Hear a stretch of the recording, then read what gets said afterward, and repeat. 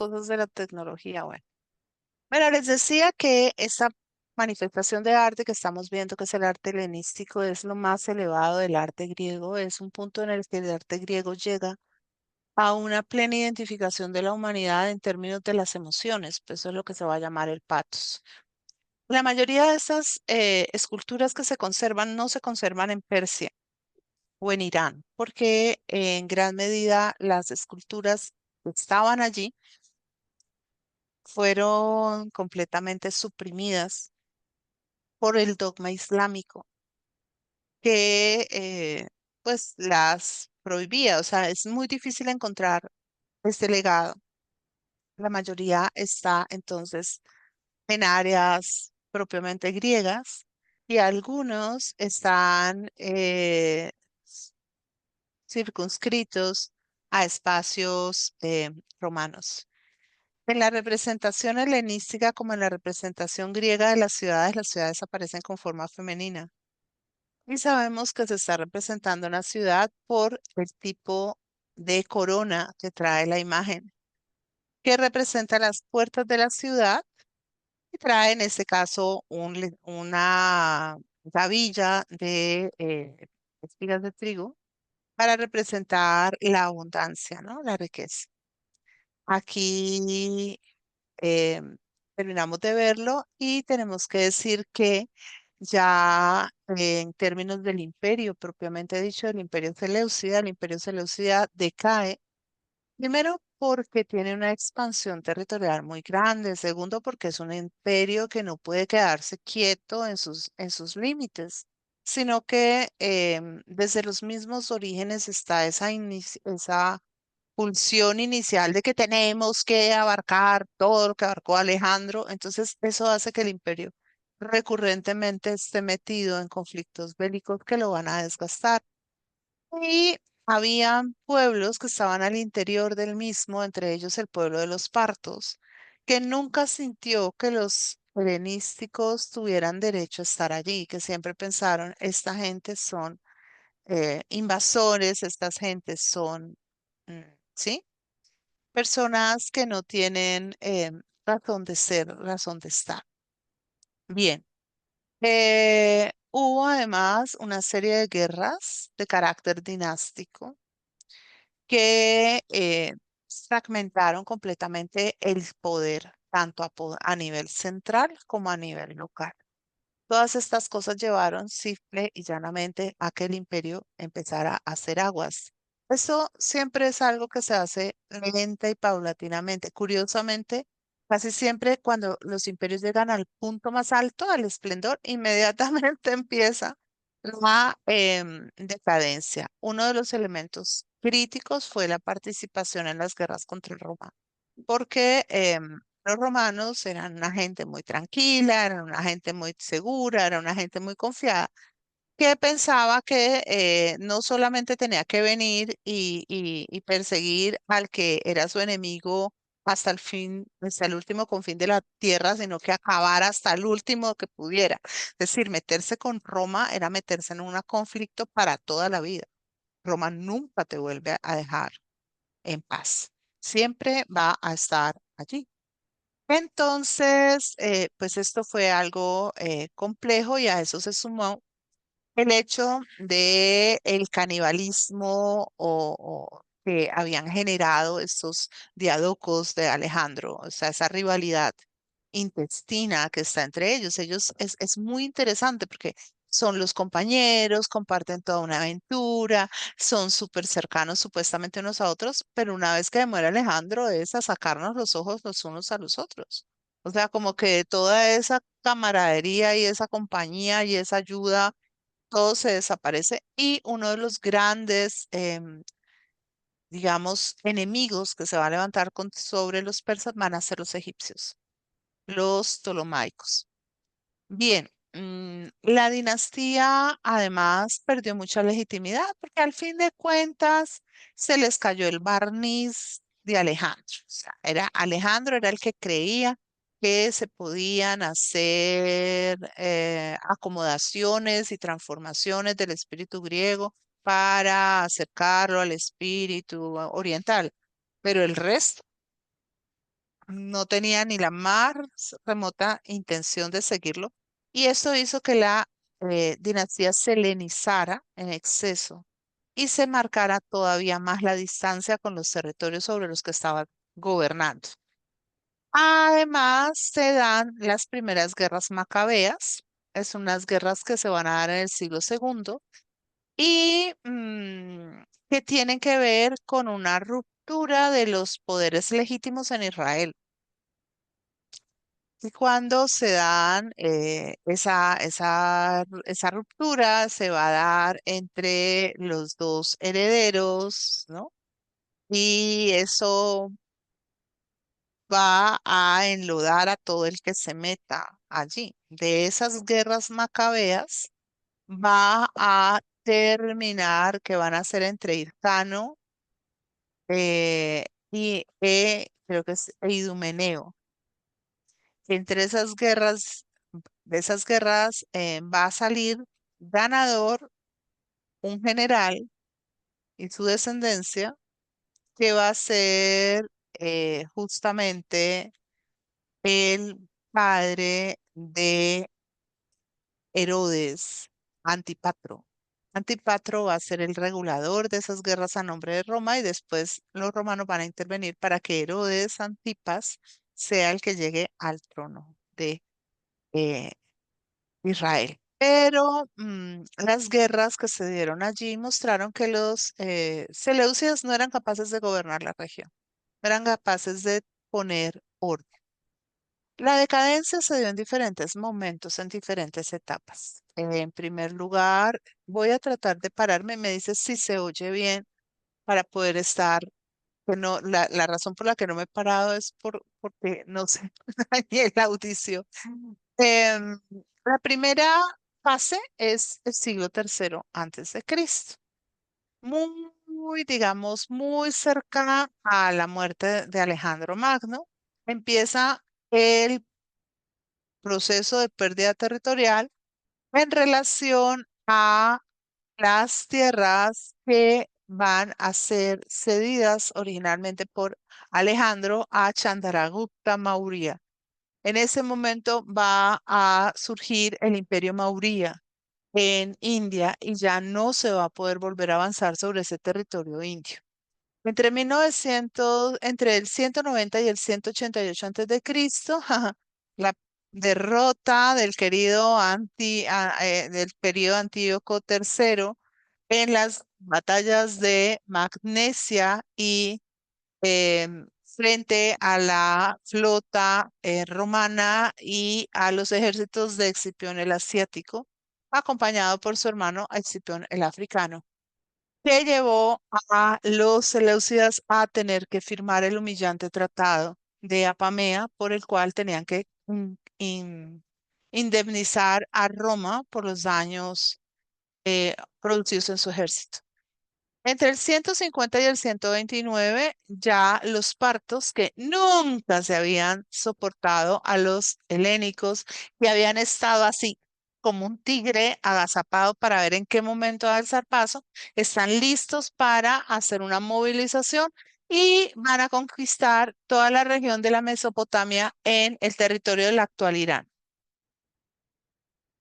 En el año 63 antes de Cristo, un general romano bastante joven, muy prepotente él, muy eh, autoabanderado, Neo Pompeyo Magno, transforma los territorios de Siria en parte de la provincia romana de Oriente. Ya para ese momento, el imperio seleucida no es más que un recuerdo, ya está completamente fragmentado.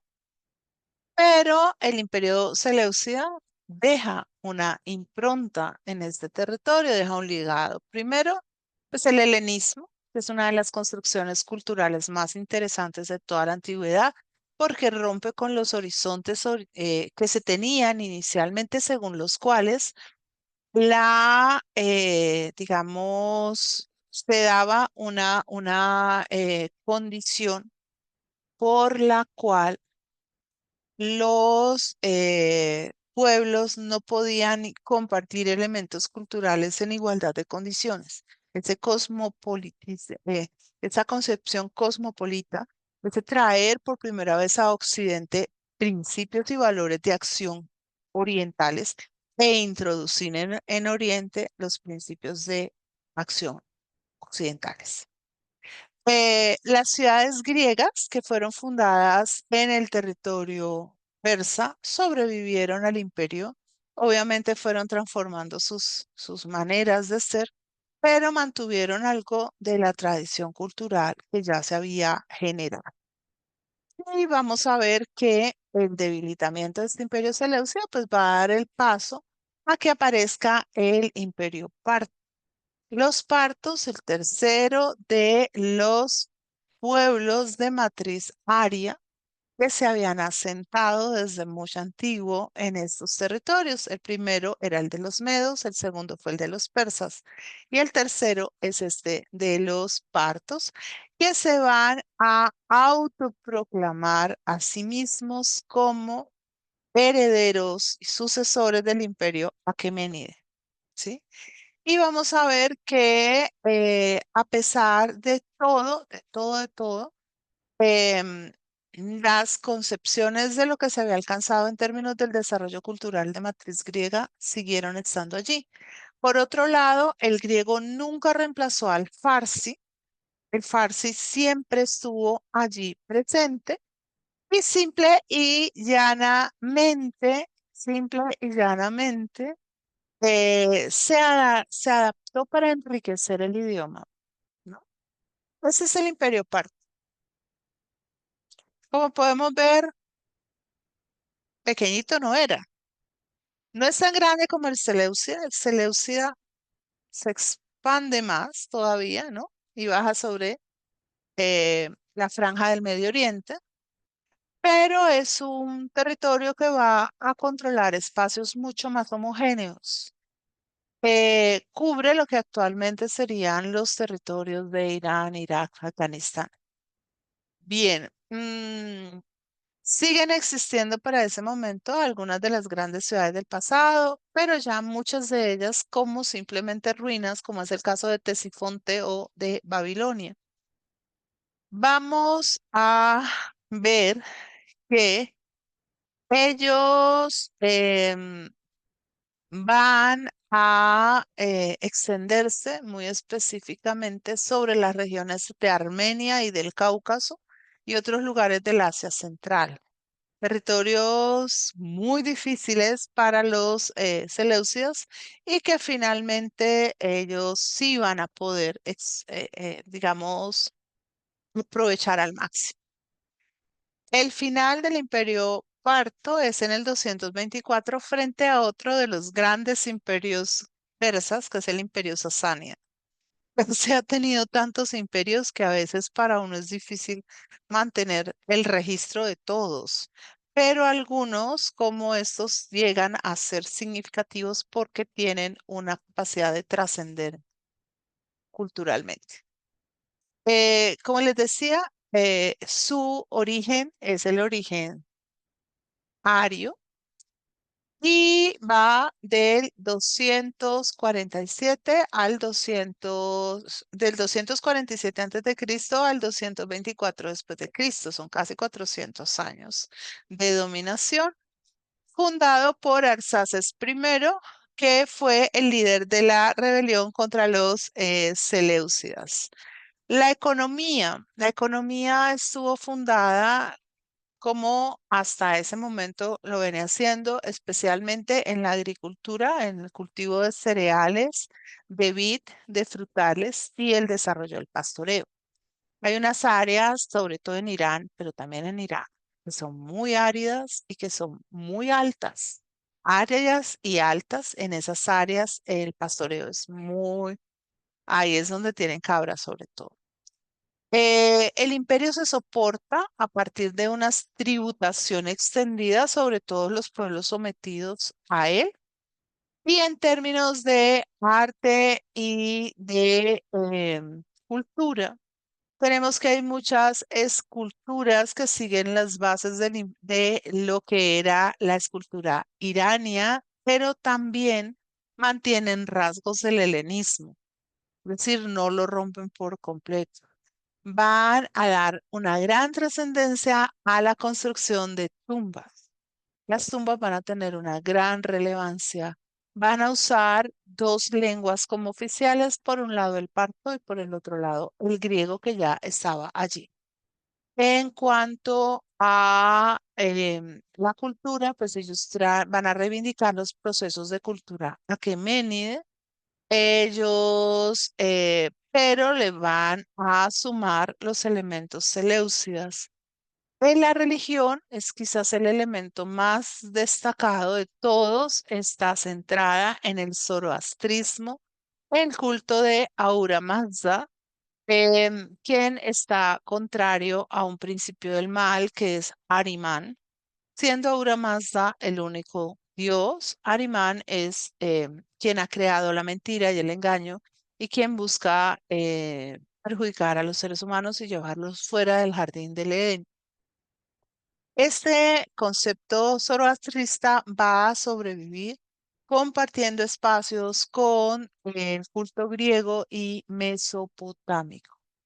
Vamos a encontrar que mm, la sociedad se ordena de una manera casi que teocrática. La parte más alta del poder, que son los nobles, están soportados sobre las bases de los sacerdotes. O sea, la nobleza va a ser una nobleza fundamentalmente militar con un muy alto curso de caballería. La caballería va a ser el punto a destacar. Van a tener un importante comercio de esclavos. Estos esclavos no van a ser nunca tantos como en el Imperio Romano. Hay que hacer una claridad. Eh, Roma va a llenarse de esclavos, sobre todo en el siglo primero antes de Cristo, en el finales del siglo primero antes de Cristo y ya para el siglo primero después de Cristo, Roma nada en esclavos, nada en esclavos, al punto de que una población que en sus orígenes, en sus primeros tiempos de la República, uno podía pensar que una familia como la de Escipión el africano podía llegar a tener hasta 5 esclavos domésticos. En el siglo primero, una familia puede llegar a tener 50, 60 esclavos domésticos. O sea, es una cosa aberrante. Llega a haber, bueno, no sé si 50, pero por lo menos sí unos 20, 25. Bien, aquí, en cuanto a la organización social, la sociedad aparte es una sociedad feudalizada, donde la aristocracia tiene ese corte profundamente militar y donde hay distintas clases importantes. El gobernante es el rey de reyes o shah. Y está secundado por nobles guerreros que vienen de diferentes clanes que son, digamos, ponderados o valorados por los reyes, de manera que esto como que cree lealtad en ellos. Bien. Los personajes o los reyes más importantes serán Arsaces I, que funda la dinastía, Mitrídates I, que es quien expande todo el imperio a la región de la Mesopotamia. Mitrídates II es el que va a consolidar el poder y va a fortalecer las relaciones del imperio parto con sus dos grandes aliados, Roma y China. ¿Sí? Luego tenemos a Orodes II, del 57 al 38 antes de Cristo, va a vencer a Roma en la terrible batalla de Carrás. Esa batalla donde perdería la vida Craso, el amigo de Julio César. ¿Sí? Luego tenemos a Vologases I, del 51 al 78 después de Cristo, quien va a estabilizar el imperio y va a impulsar la cultura irania.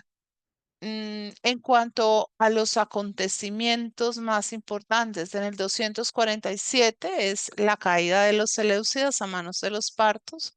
En los siglos segundo y primero, toda la expansión militar y territorial a expensas de Mitrídates primero y segundo. Y en el año 53, el hecho más importante que es justamente esa batalla de Carrás, donde Craso, el amigo de César, muere y las águilas de las legiones romanas caen definitivamente en manos de los partos. Esto es lo que hace que en el momento de su muerte Julio César esté planeando una guerra contra los partos y que después, cuando llegue Antonio al poder dentro del triunvirato, una de las reivindicaciones que él intente hacer a nivel militar sea ir a combatir a los partos para restituir el honor de Roma. Dicen que Craso fue decapitado, esa es una de las historias. La otra dice que el rey de Partia le dijo que si era tanto el oro que deseaba, le hizo fundir oro y se lo vertió por la boca. Auxilio. Bien, entre los siglos primero y segundo, vamos a encontrar después de Cristo, Partia se va a encontrar con un enemigo formidable que es Roma. Van a ser muchas las oportunidades en que Roma va a proceder en contra de Partia.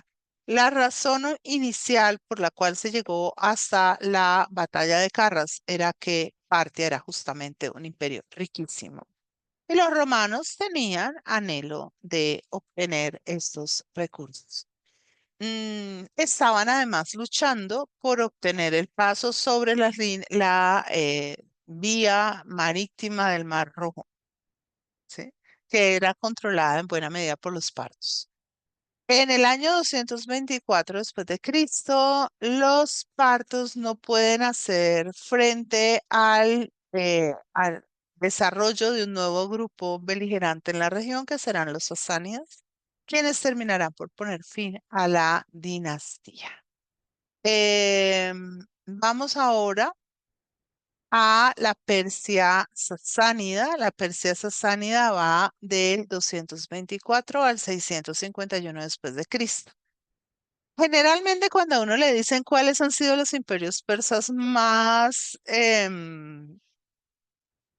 digamos, como más significativos o relevantes antes de la islamización, son la Persia aqueménide y la Persia sasánida.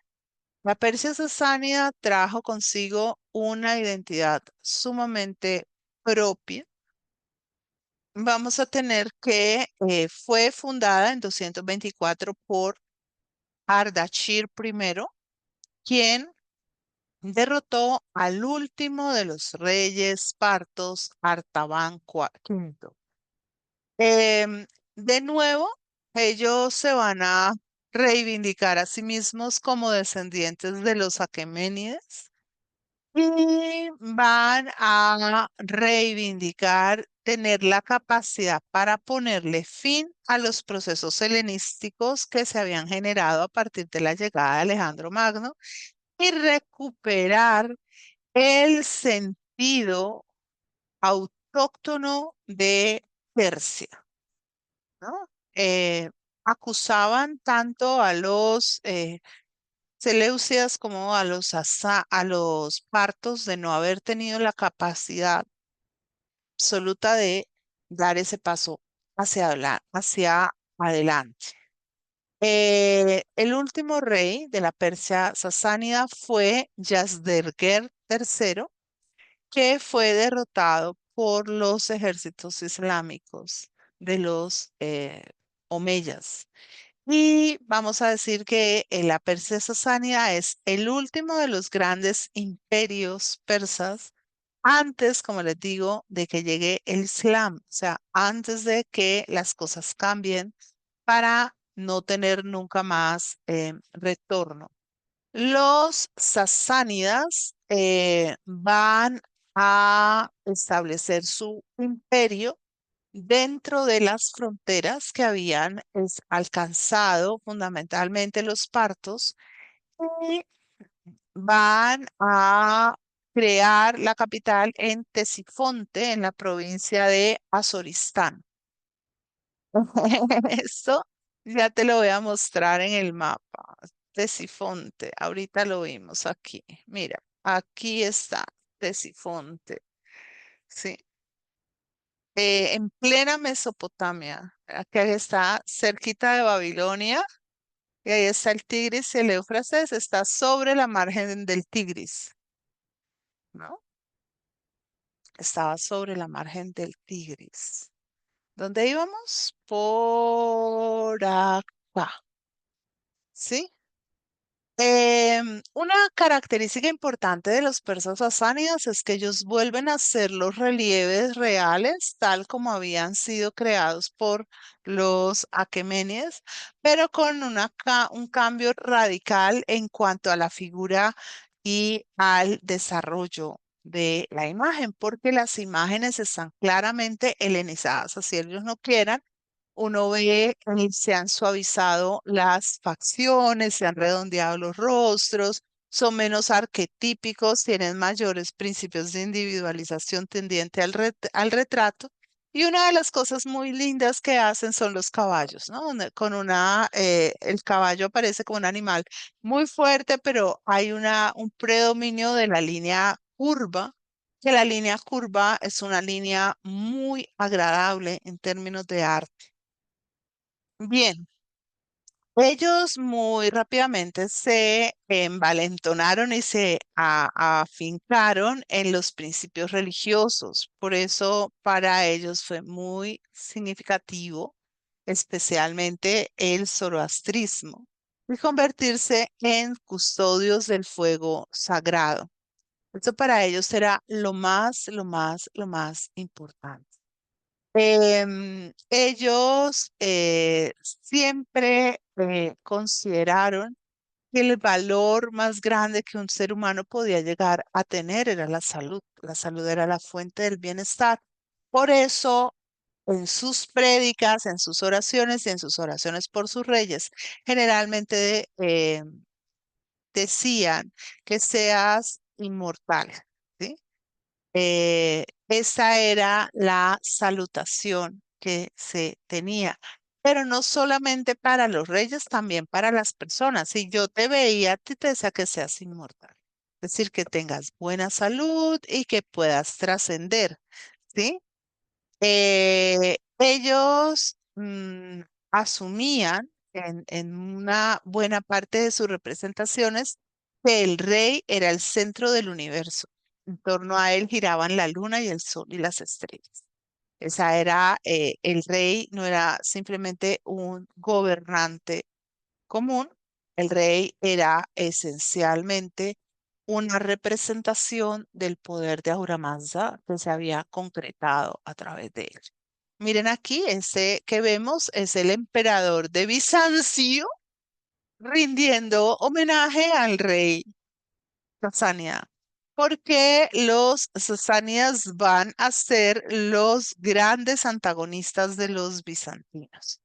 De las cosas bellas, el arte sasánida, mucho trabajo de aleación plata-oro, ¿no? Y aquí fíjense que el oro no está incorporado a la pieza, sino que se ha hecho una técnica para dorar. Y eso se nota en la huella, ¿no? En las huellas plateadas y en las huellas doradas que quedan a los alrededores. El rey se consideraba por sobre todos los otros gobernantes de todos los otros pueblos, por eso se llamaba a sí mismo Shah, rey de reyes, señor de señores. Exacto. Aquí, miren la distancia. Si este relieve fuera un relieve asirio o a una aqueménide, este rey estaría abatiendo leones, pero aquí no abate leones, sino carneros, ¿sí? Es un cambio muy interesante. Probablemente aluda al hecho de que ya para esta época la fauna de leones o el tamaño de la población de leones haya podido sí, disminuir, sí. Los reyes orientales generalmente se maquillaron. Para los romanos esto era, y para los griegos esto no era algo muy agradable. Los romanos y los griegos, sobre todo los romanos, prescindieron del maquillaje. Pero los reyes persas sí lo usaron a discreción. Usaban sobre todo mucha col para hacer que los ojos destacaran notablemente y darle, digamos, una mayor fuerza. Se oscurecían los ojos para darle una intensidad mayor a la mirada. Los reyes persas mantuvieron barbas prominentes, trenzadas, así como aparece aquí. Esta es la corona de los reyes sasánidas y es muy importante porque es la base de las coronas reales del resto del mundo que tienen esa telita de terciopelo y lo vamos a ver en la corona del Shah de Irán, ¿no? Mm, y se creía que los reyes eran de ascendencia divina, por eso se les daba el título de Bai, o sea, divinos, ¿no? Generalmente los reyes no eran visibles, sino que rendían audiencia tras una cortina, lo que hacía que el misterio en relación con su persona fuera todavía más serio, más sólido. Y había un pequeño grupo de personas que se podían acercar. Las masas debían aparecer alejadas. Imagino que lo máximo que una persona podía llegar a recibir era justamente que le permitieran acercarse hasta donde estaba la cortina, para lo que tenía que estar totalmente desarmado. Aquí obviamente no nos lo van a mostrar con la cortina puesta porque entonces no vemos el rey. Entonces perdemos el año con la no vista del rey. Vamos a encontrar que cuando una persona se acercaba al rey debía ejercer la prosquinesis, que es exactamente la misma postura que toman los musulmanes para orar, estar completamente puesto con la frente puesta sobre el suelo, ¿sí? En una actitud de total y absoluta reverencia. Entonces, ¿qué fue justamente esa prosquinesis? Lo que Alejandro les pidió a sus compañeros griegos macedonios, que casi se chiflan todos, eh, el malestar tan grande que eso les generó. Claro. Los guardias de los reyes se llamaban Pustigaba, no, perdón, Pushtigban. Y eran personas privilegiadas que sentían que su mayor ventaja y beneficio y reconocimiento en la vida era poder estar en las inmediaciones de la divinidad, que era el rey. En el palacio habían unos guardias que se llamaban Darigán. Obviamente estos respondían con su vida por la salud y el bienestar del rey. Había, digamos, que tener en cuenta que tanto los unos como los otros, es decir, tanto los Pushtik-ban como los Darigan, venían de las familias más nobles de Persia. Esto le permitía al rey tener rehenes y servirse de ellos, ¿no?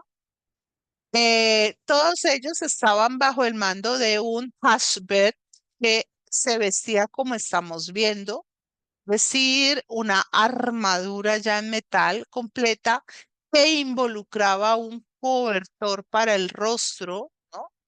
Y cascos y demás. La razón de estos cobertores, estos hombres completamente metálicos, era también el impacto visual que podían llegar a tener dentro de la población. Este Hasharbet era quien se encargaba de decir quién podía entrar y quién no podía entrar dentro del contexto del palacio.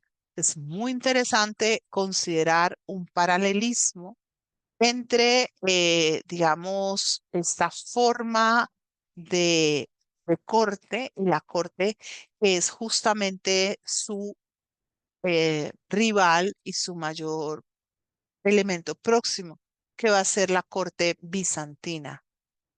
Muchos de los elementos de la corte fueron captados y capturados por los bizantinos de los persas.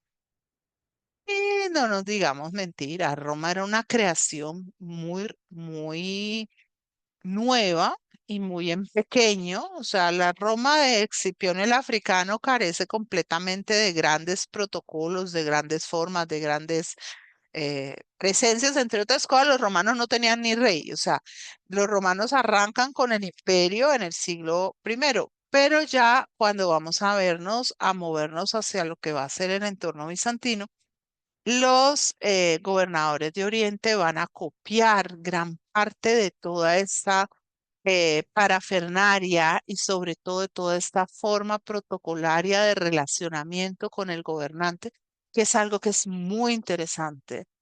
¿Quién se puede acceder, quién puede acceder, quién no puede acceder, cómo se tienen que vestir, cuáles son los códigos de color para unos, para otros, dónde se sientan cuando vienen a la mesa del rey.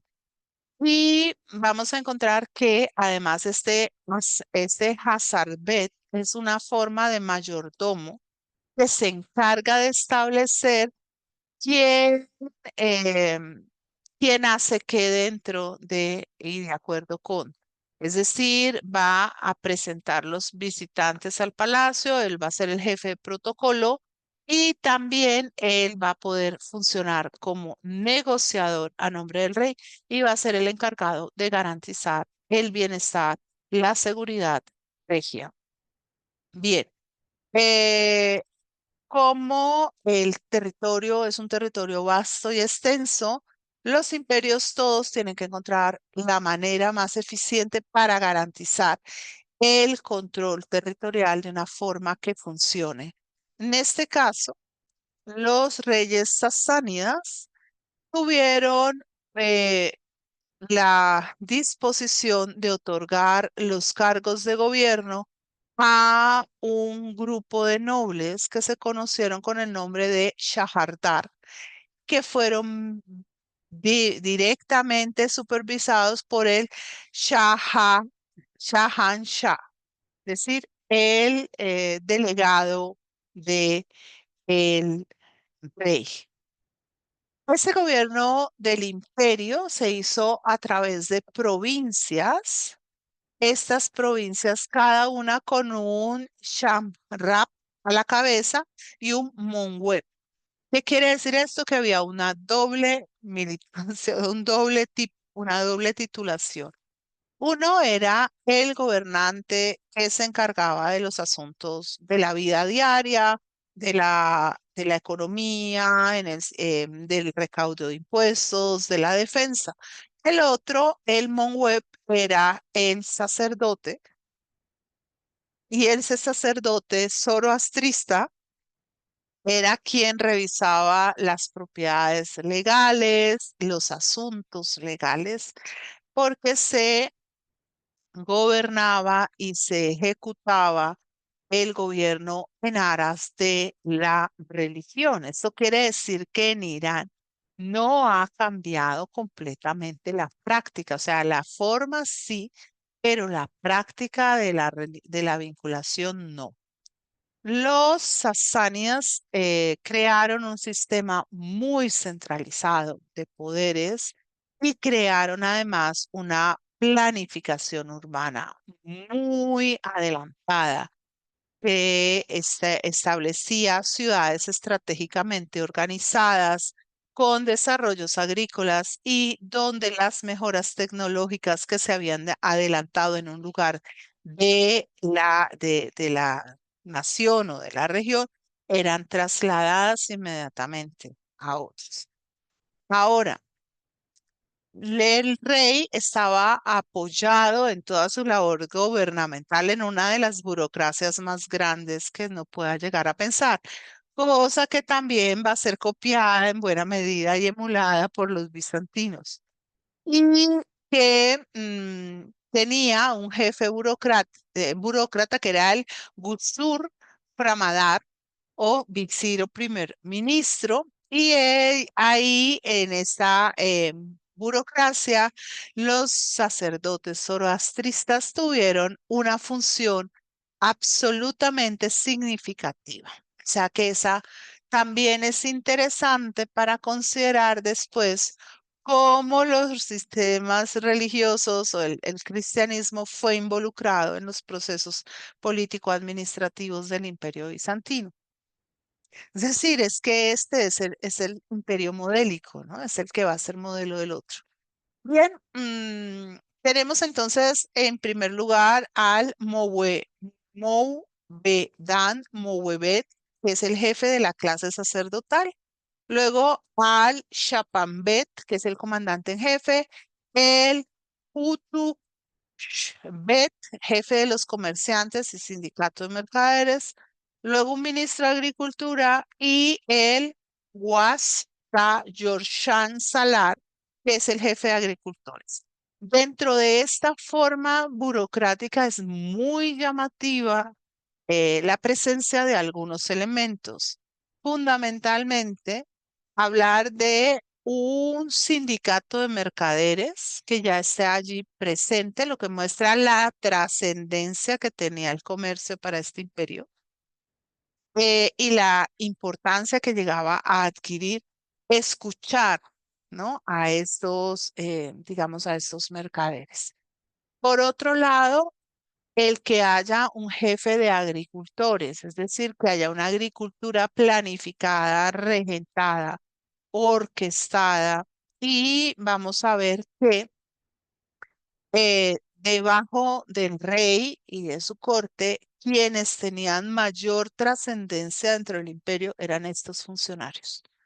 O sea, era el grupo de funcionarios que se encargaba de la administración imperial y que tenían la condición hereditaria. O sea, los cargos eran de carácter hereditario, ¿no? Los gobernantes sasánidas, a pesar de tener un poder irrestricto y absoluto, siempre se guiaron por sus ministros.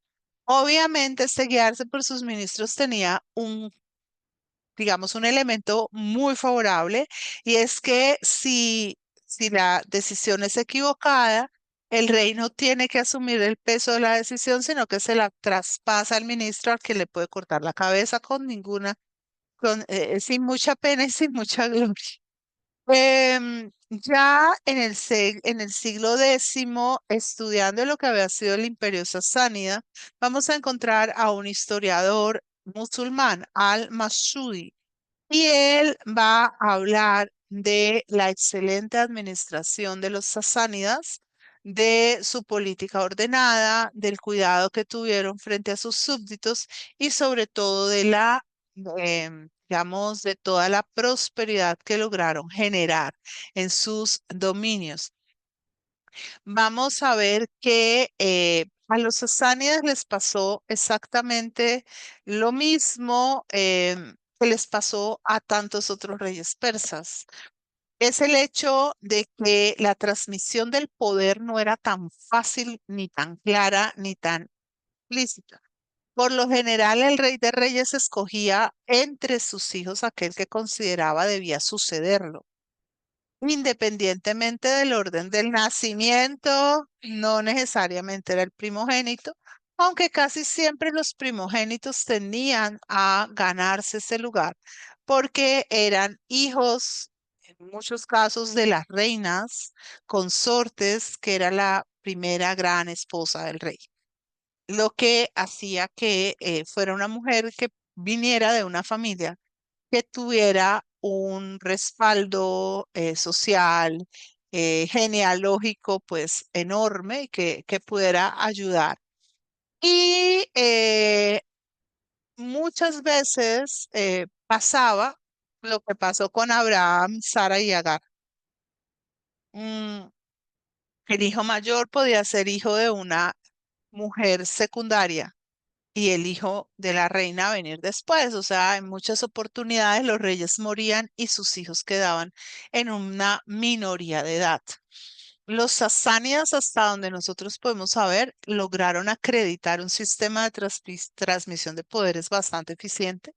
Es decir, que en esos casos las reinas fungieron como regentes de sus hijos y se encargaron de encabezar la administración del imperio, que como hemos visto no era una administración hecha por el gobernante directamente, sino que estaba fundada o apoyada en la burocracia.